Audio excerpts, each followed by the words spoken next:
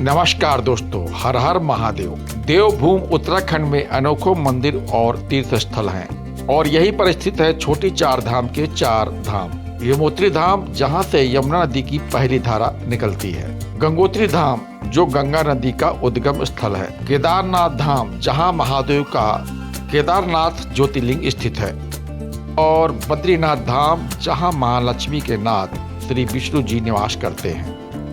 ये चारों धाम उत्तराखंड के छोटी चार धाम यात्रा में आते हैं। अगर हम बात करें भारत के चार धामों की, तो भारत की चारों दिशाओं में चार धाम स्थित हैं। उत्तर में स्थित है सतयुग के बद्रीनाथ धाम और दक्षिण दिशा में त्रेता युग के रामेश्वरम और पश्चिम दिशा में द्वापर युग के द्वारिका, पूरब में कलयुग के जगन्नाथपुरी। भारत के चारों धामों को हम अपनी आने वाली वीडियो में कवर करेंगे।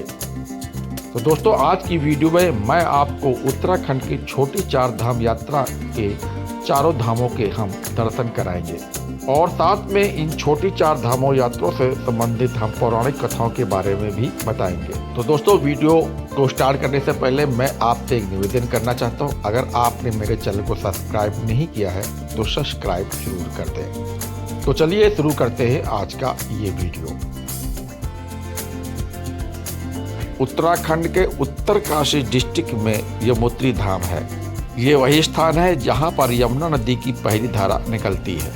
यमुनोत्री धाम में हिमालय की चोटी पर मां यमुना का मंदिर है, जहां पर मां यमुना की काले रंग की पत्थर की मूर्ति है और ये धाम समुद्र तल से 3293 मीटर की ऊंचाई पर स्थित है। यमुनोत्री धाम छोटी चार धामों में से सबसे पहला धाम है और अधिकतर भक्तगण अपनी छोटी चार धाम की यात्रा का प्रारंभ यमुनोत्री धाम से करते हैं। यमुनोत्री धाम हरिद्वार से लगभग 220 किलोमीटर की दूरी पर है। यमुनोत्री धाम जाने के लिए सबसे पहले आपको सड़क मार्ग का उपयोग करके कार या बस के माध्यम से आपको जानकी चट्टी तक आना होता है और जानकी चट्टी से 6 किलोमीटर की ट्रैकिंग करके आप यमुनोत्री धाम पहुंच सकते हैं। जानकी चट्टी से यमुनोत्री धाम तक आने में जो पैदल यात्रा है वो आपको लगभग 2 से 3 घंटे लग जाएंगे और इस पैदल यात्रा के दौरान आपको हिमालय पर्वत के मनमोहक दृश्य देखने को मिल जाएंगे। ये यात्रा आपको यमुनोत्री धारा के साथ साथ आपको यमुनोत्री धाम तक ले जाती है। इस यात्रा को आप पालकी, पिट्ठू या खच्चर के माध्यम से कर सकते हैं और इस यात्रा के दौरान आपको मनमोहक दृश्य हिमालय पर्वत को दिखाई पड़ेंगे। यात्रा मार्ग में आपको जगह जगह पर खाने पीने के स्टॉल, चाय की दुकान, पीने की पानी की व्यवस्था, बैठने की व्यवस्था इत्यादि है। ये पूरी यात्रा काफी खूबसूरत व आनंदमयी होती है। इस 6 किलोमीटर की यात्रा करने के बाद आप पहुंच जाते हैं यमुनोत्री मंदिर, जो बंदरपूछ पर्वत श्रृंखला के बीच कालिंदी पर्वत पर स्थित है। इस मंदिर का निर्माण टेहरी नरेश प्रताप शाह ने कराया था, किंतु भूकंप के कारण यह मंदिर ध्वस्त हो गया था। फिर इसके बाद इस मंदिर का पुनर्निर्माण जयपुर की रानी गुलेरिया देवी ने कराया था। मंदिर के अंदर यमुना जी की काले रंग की मूर्ति है और मंदिर परिसर में ही स्थित है तृप्त कुंड।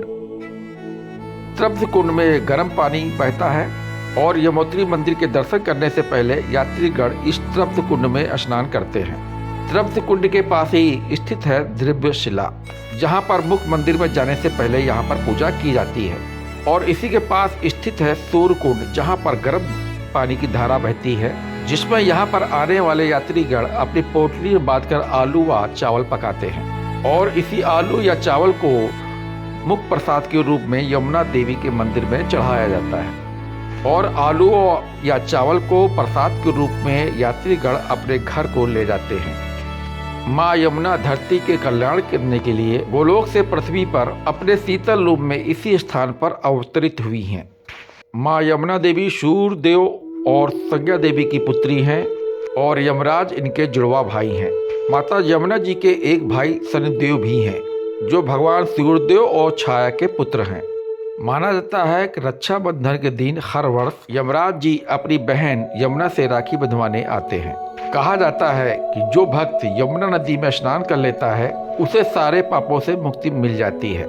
यमुनोत्री धाम के कपाट हर वर्ष अपनी तिथियों के अनुसार अप्रैल या मई के महीने में खुलता है और इसके कपाट अक्टूबर या नवंबर के महीने में बंद हो जाता है।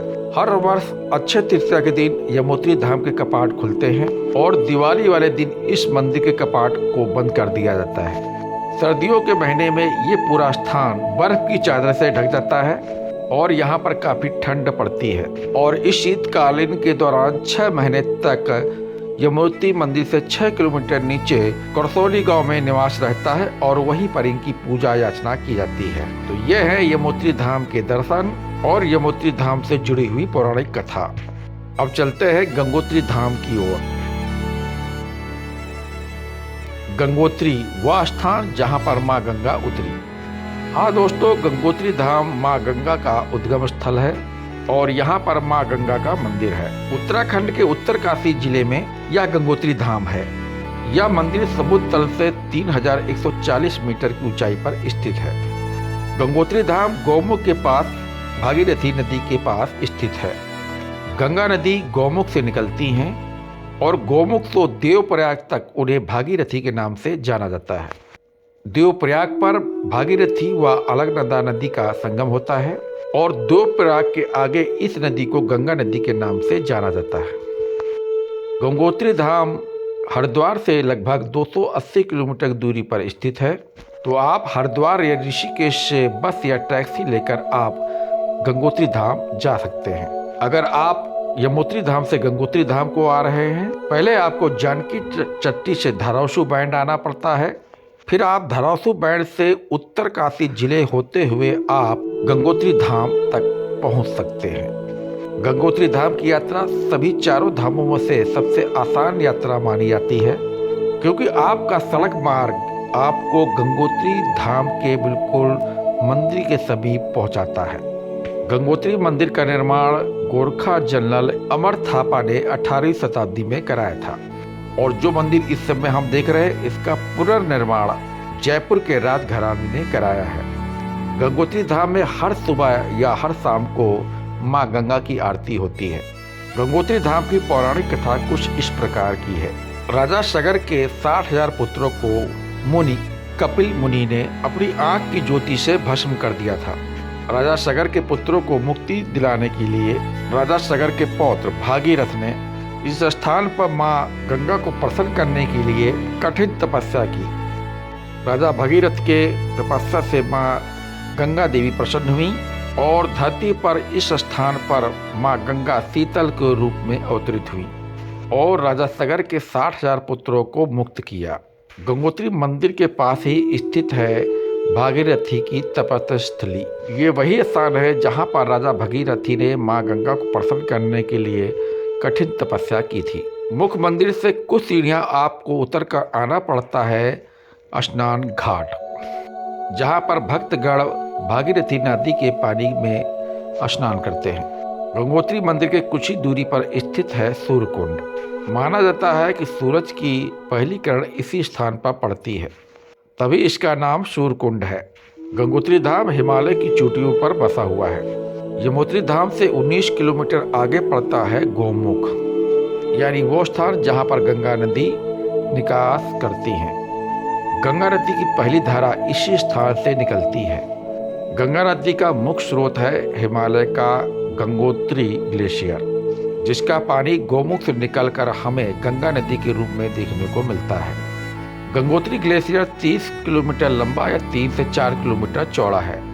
गंगोत्री से गौमुख जाने के लिए पैदल और आपको कठिन यात्रा करनी पड़ेगी। गंगोत्री धाम उत्तराखंड के बाकी धामों की तरह हर वर्ष तिथियों के अनुसार अप्रैल या मई के महीने में यहाँ के कपाट खुलते हैं और इनके कपाट अक्टूबर या नवंबर के महीने में बंद कर दिए जाते हैं। यमुनोत्री धाम की तरह हर वर्ष यहाँ के कपाट अक्षय तृतीया के दिन खुलते हैं और दिवाली में इस धाम के कपाट बंद कर दिए जाते हैं। शीतकाल में इस स्थान पर काफ़ी बर्फबारी हो जाती है, जिससे यहाँ पर काफ़ी ठंड पड़ती है। इसलिए शीतकाल में माँ गंगा की डोली यहाँ से 20 किलोमीटर नीचे हरसिल के पास मुखवा गांव में ले जाई जाती है। तो ये है गंगोत्री धाम के दर्शन और गंगोत्री धाम से जुड़ी हुई कुछ रोचक जानकारी। अब हम आपको ले चलते हैं केदार धाम की ओर।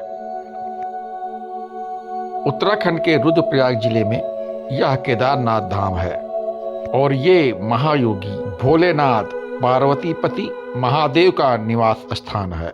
केदारनाथ धाम उत्तराखंड के 4 धामों में से एक धाम तो है ही, साथ ही साथ ये 12 ज्योतिर्लिंगों में से एक ज्योतिर्लिंग भी है। केदारनाथ मंदिर काफी प्राचीन मंदिर है और माना जाता है कि इस मंदिर का निर्माण महाभारत काल में पांडवों के द्वारा कराया गया था। यह केदारनाथ मंदिर हिमालय की चोटी पर मंदाकिनी नदी के तट पर बसा हुआ है और यह मंदिर समुद्र तल से 3584 मीटर ऊंचाई पर स्थित है। केदारनाथ जाने के लिए सड़क माध्यम से आपको हरिद्वार से गौरीकुंड पहुंचना होता है। गौरीकुंड ऋषिकेश से लगभग 215 किलोमीटर की दूरी पर स्थित है। ऋषिकेश या हरिद्वार से टैक्सी या बस लेकर सोनप्रयाग होते हुए गौरीकुंड पहुंचा जाता है और गौरीकुंड से शुरू होती है 22 किलोमीटर की दूरी चढ़ाई चढ़कर केदारनाथ की यात्रा। यह यात्रा मंदाकिनी नदी के साथ साथ होते हुए हिमालय की चोटियों में आपको केदारनाथ मंदिर पहुंचाती है। इस यात्रा को पालकी, पिट्ठू या खच्चर के माध्यम से भी किया जा सकता है और इस यात्रा के दौरान हिमालय के आपको सुंदर दृश्य निश्चित ही आपको देखने को मिलते हैं। इस 22 किलोमीटर की लगभग दूरी तय करके आप पहुंच जाते हैं भगवान केदारनाथ धाम के मंदिर के पास। इस मंदिर में भगवान शिव का ज्योतिर्लिंग त्रिभुज आकार का है और यह देखने में बैल या भैंस की पीठ जैसा लगता है। केदारनाथ मंदिर के इस त्रिभुजकार आकार में छुपा है इस मंदिर के पौराणिक कथा में, जो कि पांडवों से जुड़ी हुई है। पांडवों ने अपने महाभारत युद्ध में अपने संबंधियों की हत्या की थी, जिसकी वजह से पांडवों पर अपने ही गोत्र हत्या का पाप लग गया था।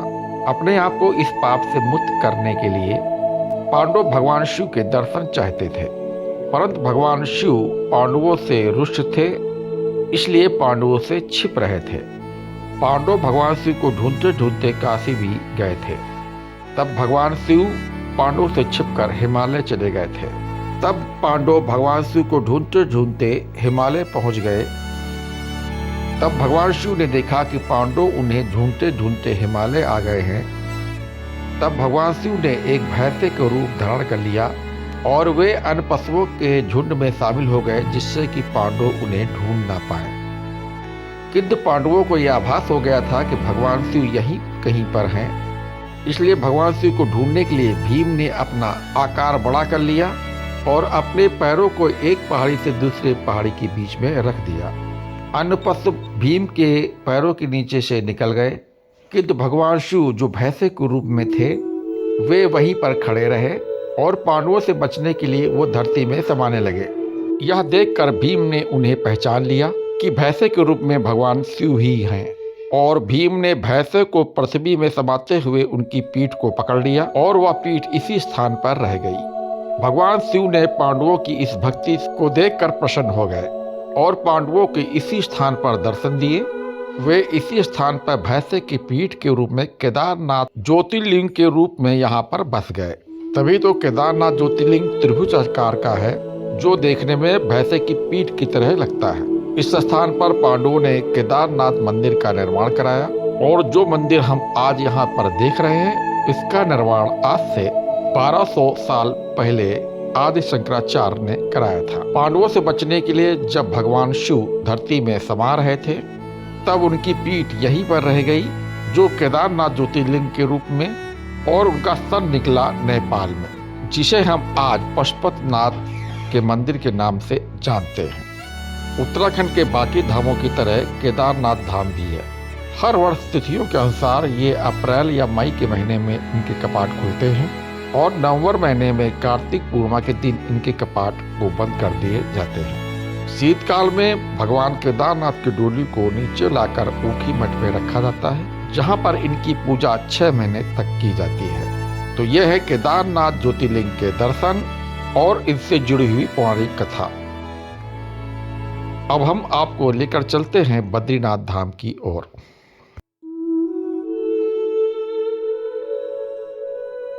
जहाँ बद्री नारायण रहते हैं। उस भूमि को वैकुंठ कहते हैं। जी हाँ दोस्तों, बद्रीनाथ में माँ लक्ष्मी के नाथ श्री विष्णु जी निवास करते हैं। बद्रीनाथ धाम उत्तराखंड के चमोली जिले में स्थित है। बद्रीनाथ धाम समुद्र तल से 3133 मीटर की ऊंचाई पर स्थित है, जो अलकनंदा नदी के तट पर स्थित है। अलकनंदा नदी गंगा नदी की एक धारा है और देवप्रयाग में अलकनंदा और भागीरथी के मिलन से गंगा नदी बनती है।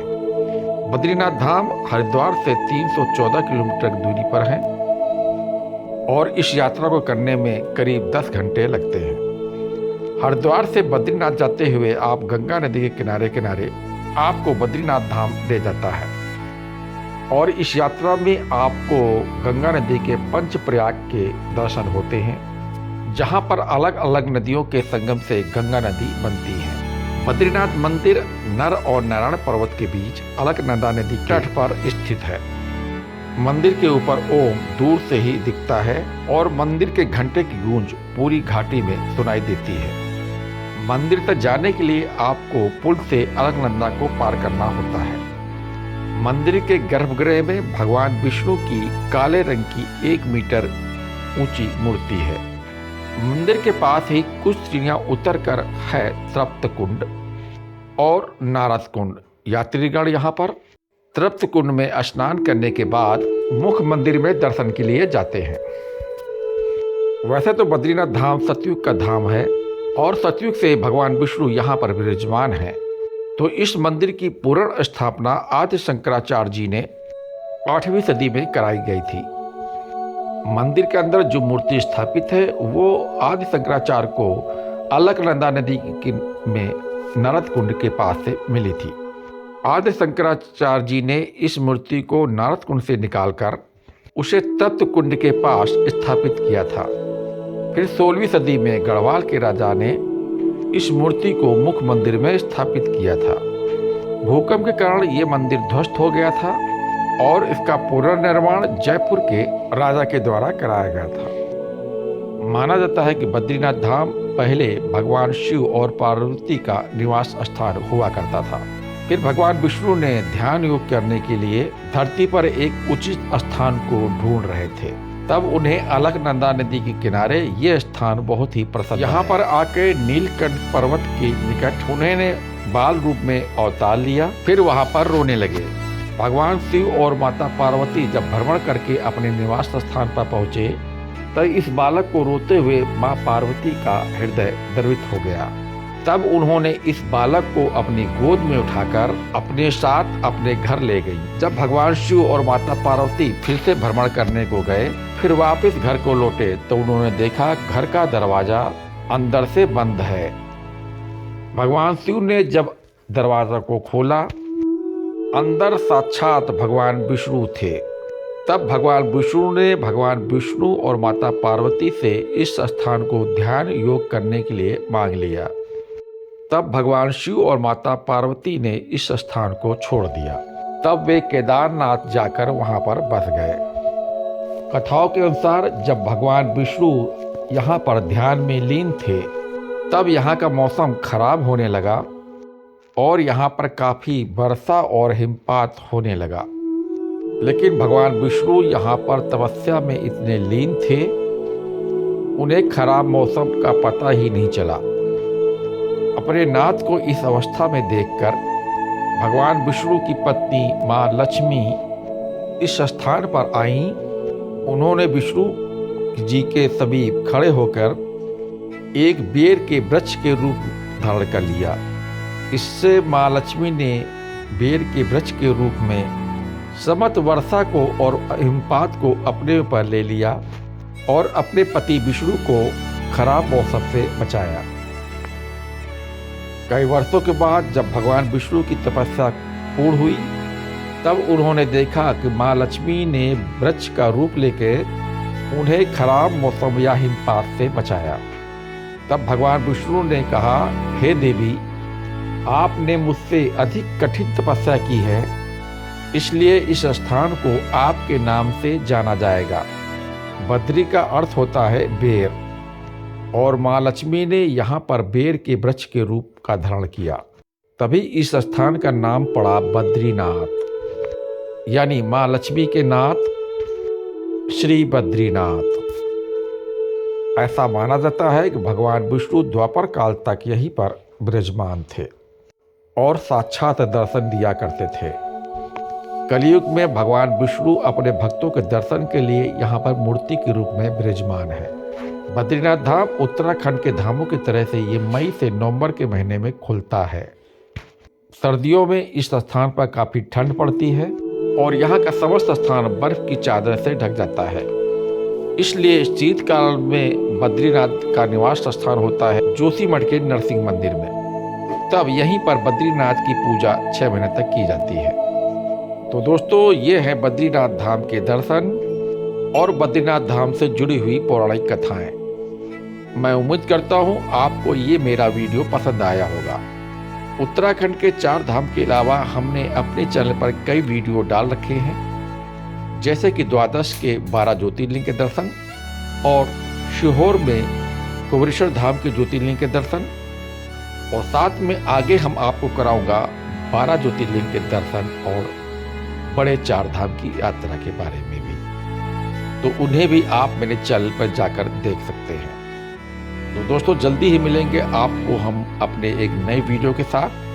तो तब तक के लिए मैं उम्मीद करता हूँ आप खुश रहेंगे, स्वस्थ रहेंगे और सुरक्षित रहेंगे। जय केदारनाथ, जय बद्रीनाथ। वीडियो देखने के लिए आपका हृदय से मेरा धन्यवाद।